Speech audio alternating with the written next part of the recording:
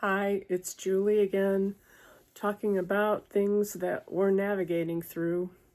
And one of those things that is hard to talk about are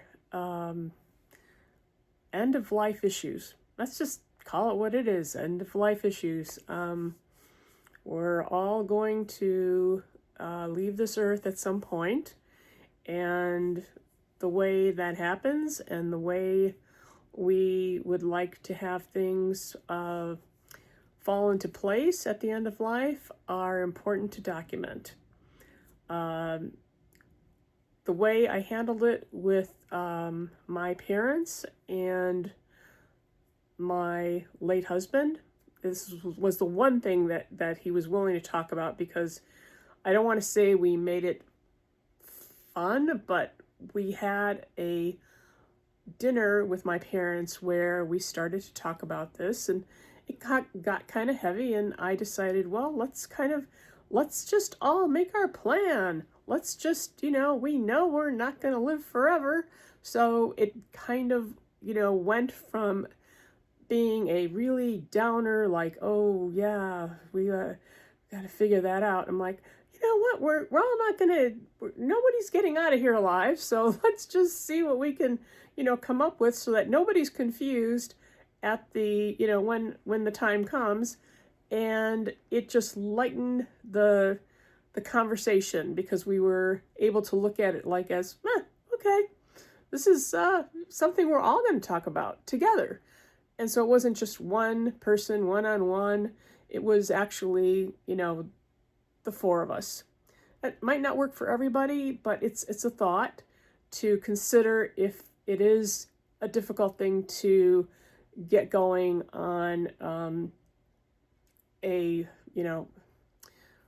a deep conversation on a living will.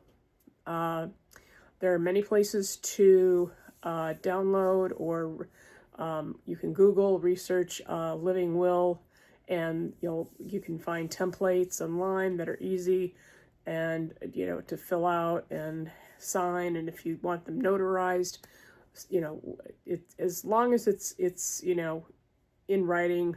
I'm not giving legal advice here, but if your wishes are known,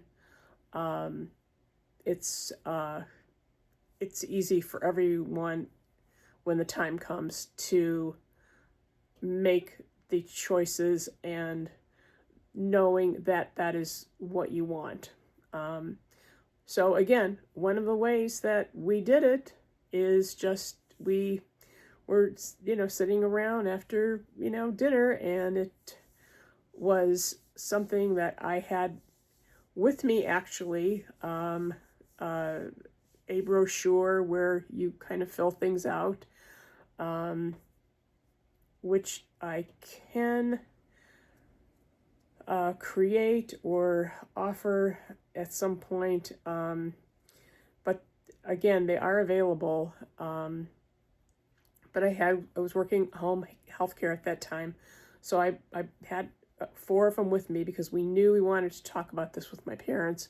And so I was like, I'll just break the ice, and I'll just start filling mine out first. This is what I want. And I'm like, don't do this. I don't want to, big fancy this or that. I don't want, $10,000, $15,000 spent on, no, just no. My husband was the same way. We talked about, we don't want to be kept alive on machines.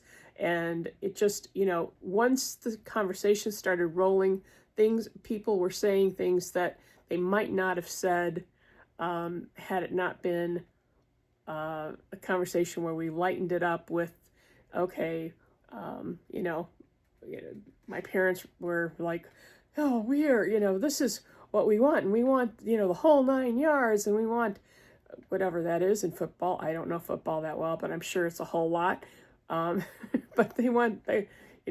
my mom wanted the whole 9 yards, and my dad, but don't keep me alive as a vegetable. My dad, well, I don't know if I want the whole 9 yards, but I don't want to be kept alive I don't want to be kept alive by machines either.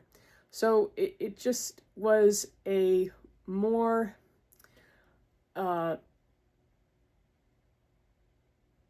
don't want to say it wasn't fun, but it wasn't like, oh, we're having this really depressing conversation. It was a conversation where we all just took a look at what we wanted and we shared it with each other. And it was very clear by the end of that dinner, and me just pulling out those forms, and basically it was a brochure form, and filling them out together.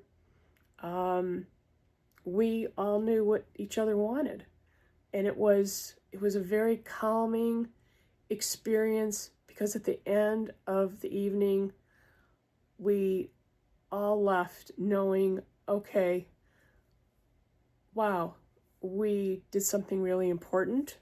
This is going to make a difference when the time comes, for everyone involved. And in fact, when the time came with both of my parents, the decisions were so much easier because it was all there, right there in writing, exactly what they wanted, with their, thoughts on how they wanted, what they wanted, how they wanted it.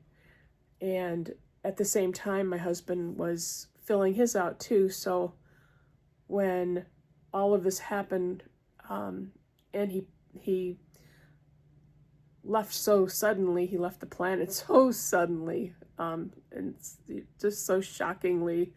I think I mentioned he didn't send me a memo, it didn't give me the notification that he was leaving. At least I knew on that part of it, okay, this is what he does not want. He does not want to be kept alive by machines. So if that helps in some small way to maybe think about a way to have a conversation where it's not, extremely heavy, because you have others from the family involved, or other people who are close to you involved.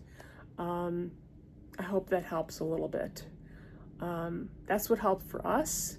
It may not work for everybody, but for us, it made it something that we could accomplish in an evening. And again, we all walked away from it knowing, okay, we've done some important work here. And there'll be no panic mode that we'll go into when something happens. We'll be able to calmly make decisions.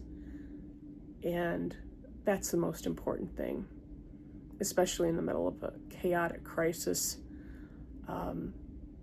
So I hope that helped a little bit. Thanks again for watching, and hopefully this is helping even one person to make that jump, set that time to talk, and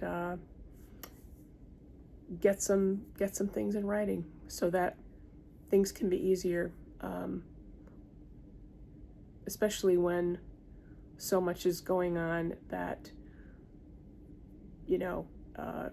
you need clarity. So having those things set and written down will bring that clarity. Okay, thank you again.